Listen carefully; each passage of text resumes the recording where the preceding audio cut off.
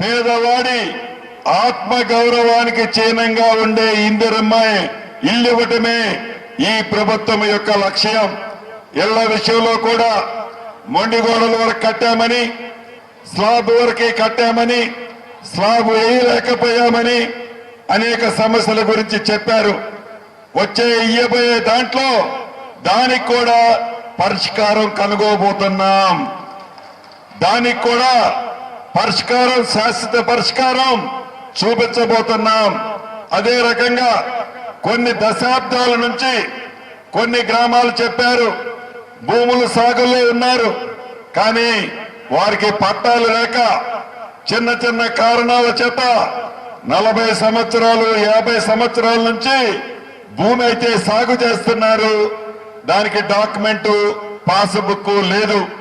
నా దృష్టికి గతంలో తెచ్చారు. రాబోయే కొద్ది రోజుల్లో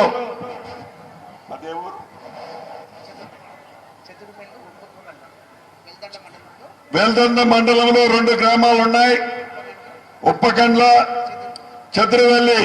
ఈ 2 గ్రామాలకు సంబంధించిన డాక్యుమెంట్ ఫైల్ నా దగ్గరే ఉంది.